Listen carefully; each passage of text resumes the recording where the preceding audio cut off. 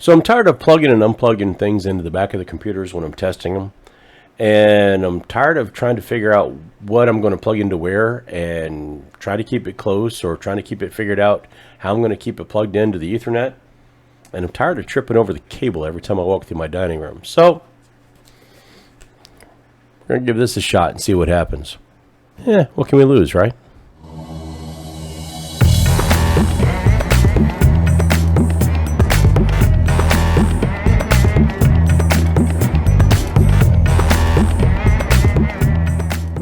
So what we actually have going on is a Netgear 8. Can we see that clearly enough? Yeah. It's a Netgear 8-port switch, and it's just a regular gigabit Ethernet. It's nothing special. But what it's going to help hopefully free up, I'm hoping it frees up, is not only, we'll find out a place to put it back here on the shelves behind me, but you can see the Raspberry Pi that I've got over there. I've got the workbench over here that I've usually got two different computers set up. One of them is the test bench that I have working, and then at least one other computer usually working. The cable, the Ethernet cable, is stretched between my router and that. Right now, I've got a portable storage solution over, we're just going to call it a Western Digital MyCloud. I've got it over there by the router and everything, but I'd rather have it with the rest of the computer equipment. I've got two computers that need connections at my desk here. And it's just, I mean, there are so many things that I need to have connected and just not enough connections. So I'm hoping this is going to do the trick. And it's pretty simple. There's nothing really in the box here except for the switch itself that's got 8 ports. It does have an AC adapter on the back. There is like a notebook lock type thing. I'll open it up here. It's not really anything special, but Netgear does make some pretty good stuff. It's pretty solid. It's not going anywhere. It's pretty solid construction. And you can see, I'm not going to show you guys the bottom part, but there you go. The bottom part has, no, I don't guess it does have anything special except for like the MAC address and all that stuff. So anyway, and then it's also in the box, if we can open it up here without tearing everything up, which I did this once. We've got just a couple of anchors so you can put it on the wall, and of course the AC adapter. The AC adapter I'm sure I'll need. The anchors I won't need. I can just stick it on the shelf behind me or something, and we'll go from there. Probably, now I can't move my coffee cup because my coffee cup is important to me. So we'll have to find some alternate place. Maybe as a matter of fact, where the Pi is sitting right now in that box, it's in the black and blue box over by the printer.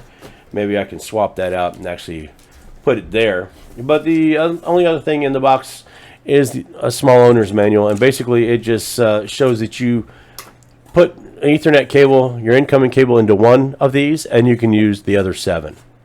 Shows that what it means to have activity, and pretty simple.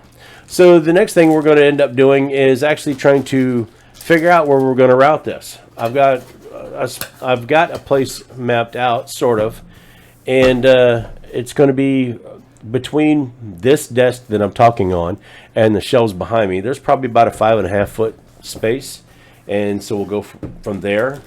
But that's going to be the next step.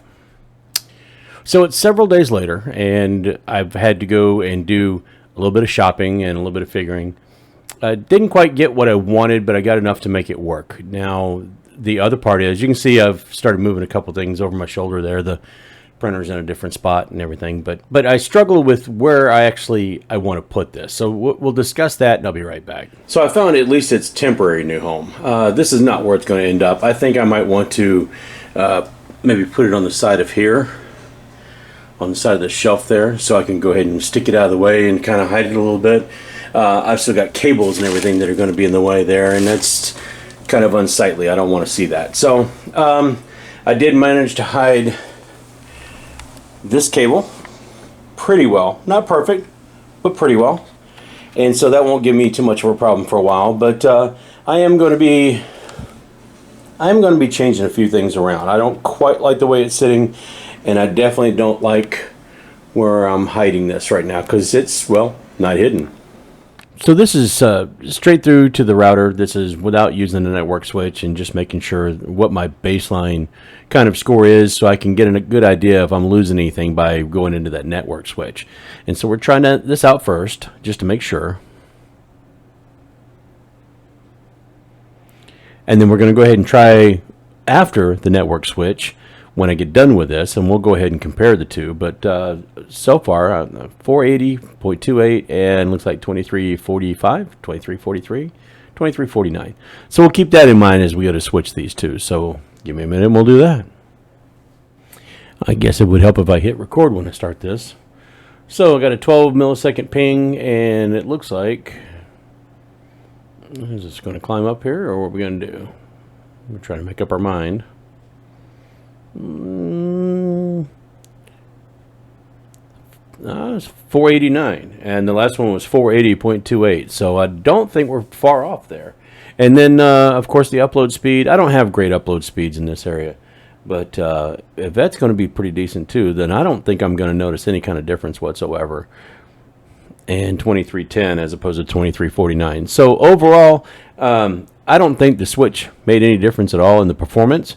So, I mean, it might look a little bit different to you, but it doesn't look any different to me. In fact, it looks a little bit better with the switch than it did just the raw performance. But so the point here is working with a network switch is going to be just as effective as if you're using it right off the back of the router. You're not losing anything at all. You're still going to have great speeds. That's not under a tremendous load. That's only a speed test. But during the middle of that, when I first started trying to do it, Apex Legends was trying to update. So it did give me a little bit of a glitch, and it knocked it down about 20 megabits per second. I was trying to figure out why, but it downloaded really quick. So you're not going to notice a whole lot, and if you do, well, I really don't think it's going to be a noticeable difference, and it's going to be a whole lot more convenient. So this is something that if you do have a lot of computers or a lot of ports or a lot of things that you're trying to plug in, maybe a MyCloud, an external hard drive, or you're using more than one computer, or say, you want your laptop to be on an Ethernet instead of the Wi-Fi, whatever the case may be, maybe an internet switch is a good choice for you. Maybe something like this Netgear works out pretty well. I don't have an affiliate link to leave, but I will go ahead and leave a link to where I bought it so that you guys can look at it if you want to. If it's something you're considering, I mean, it's more than effective at what it's doing. It's not hard to set up. You plug it in the back, you plug the cables in the front, and then you stretch just the regular Ethernet cables. I'm using Cat 5. I don't need anything that fast. I'm using Cat 5 to go where I need to go, and then just hide or tuck the cables away. So it's pretty effective, and it works pretty well, in my opinion. So as you can see, the placement is at least temporary, and it looks okay for the moment, but it is going to get in my way, and I still don't have like the Raspberry Pi set up. I do have the MyCloud set up, but that's a different video because we'll talk about backup soon. I did lose quite a few files. I wasn't really happy about it, so I've had to redo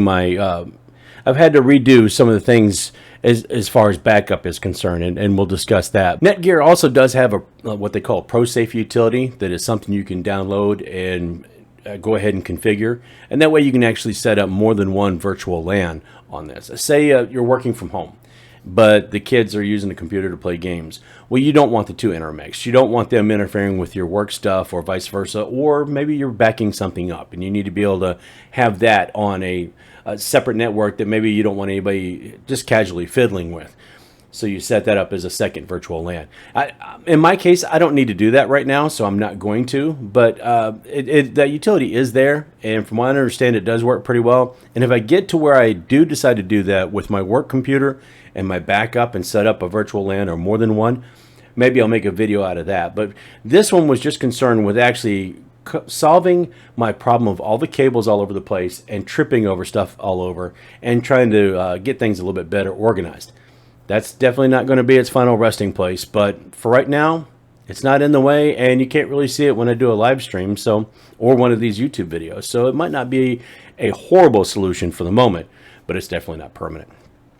So that's all I got, folks. I realize it's kind of a weird, not really quite PC related, but it is sort of PC related. If you found it helpful at all, go ahead and give it a thumbs up. If not, you can put a thumbs down, but kind of tell me why so I know what I'm doing wrong. Don't forget to subscribe, hit me up on the other socials and all that good stuff. I'm really, really trying to make a push for 500 subs by the end of the year so I can start getting on some of these affiliate programs. So if you guys don't mind hitting that red button down there, I sure would appreciate it. It sure would help a lot. Coming up, I still got stuff coming with the video cards. The 1030 DDR4 should be coming soon. We can match that up and battle against the DDR5 to find out why you should not be getting a 1030 with DDR4. There is some big differences. And so we'll be able to post that before too long. But I actually have to get the card in my hands to give you guys first-hand account. Anyway, more stuff coming out, but that's all I got for right now. So until then, folks, I hope you have a great day, and I will see you later.